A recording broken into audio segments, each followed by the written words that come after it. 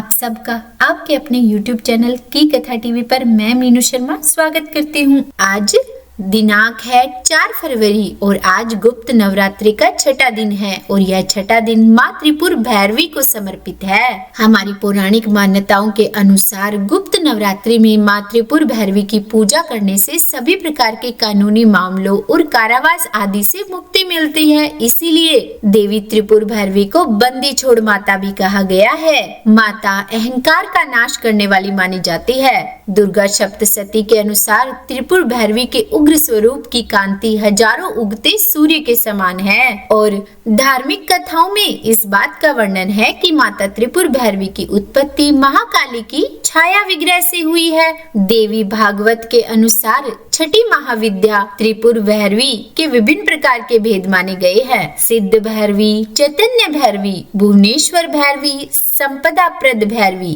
कमलेश्वरी भैरवी, कौलेश्वर भैरवी, नित्या भैरवी, रुद्र भैरवी, भद्र भैरवी आदि रूप माने जाते हैं। माँ त्रिपुर भैरवी की पूजा एकांत में की जाती है और माँ त्रिपुर भैरवी की पूजा करने वाले को विभिन्न प्रकार के रोगों से मुक्ति मिलती है, कारोबार में वृद्धि होती है और मन चाहे विवाह की इच्छा भी पूरी होती है। मनुष्य के सभी पाप नष्ट हो जाते हैं। माँ त्रिपुर भैरवी की कथा और साधना की जो परंपरा है हमारे हिंदू धर्म के तंत्र शास्त्र में अत्यंत ही महत्वपूर्ण है। माँ त्रिपुर भैरवी का रूप अत्यंत ही उग्र और शक्तिशाली है। उन्हें अक्सर लाल वस्त्रों में सुसज्जित किया जाता है। उनके मुख से ज्वाला प्रकट होती है और उनकी आंखें उग्रता से भरी रहती है। माँ त्रिपुर भैरवी के हाथों में विभिन्न शस्त्र है जैसे त्रिशूल, तलवार और खड्ग और ये शस्त्र उनके शक्तिशाली और रौद्र स्वरूप को दर्शाते हैं। और माँ त्रिपुर भैरवी का वाहन सिंह है यानी कि शेर। अब देखिए, यदि हम माँ त्रिपुर भैरवी की उत्पत्ति के बारे में बात करें तो इनकी उत्पत्ति की कहानी कई पुराणों और तांत्रिक ग्रंथों में मिलती है, जिनमें से कुछ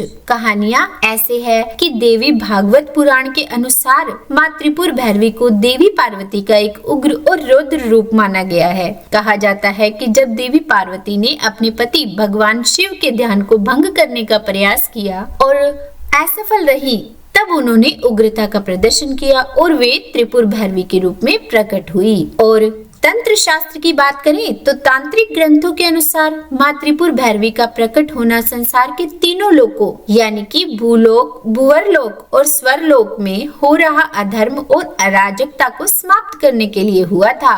त्रिपुर का अर्थ है तीन लोक और भैरवी का अर्थ है भय को हरने वाली देवी। इसीलिए उन्हें तीनों लोकों की अधिष्ठात्री देवी माना जाता है, जो अपने भक्तों को भय और बुराई से मुक्त करती है। और यदि हम अन्य कहानियों की बात करें तो कुछ कहानियों में माँ त्रिपुर भैरवी को महाकाली और तारा देवी का संयोजन माना गया है। वे महाकाली की उग्रता और माँ तारा की करुणा का सम्मिश्रण है, जिससे वे त्रिपुर भैरवी देवी बनती है। और एक और पौराणिक कथा है जिसके अनुसार एक बार महाकाली के मन में फिर से गोरा रंग पाने का विचार आता है, जिसके बाद देवी अंतर्ध्यान हो जाती है और जब महादेव माँ काली को अपने सामने नहीं पाते तो वे चिंतित हो जाते हैं और देव ऋषि नारद से देवी के बारे में पूछते हैं। तब नारद जी उन्हें देवी के बारे में बताते हुए कहते हैं कि वे उत्तरी सुमेरु में प्रकट होंगी। महादेव के आदेश के अनुसार नारद जी देवी को खोजने के लिए निकल पड़े। उत्तरी सुमेरु पहुंचने पर नारद जी ने देवी के सामने महादेव से विवाह करने का प्रस्ताव रखा।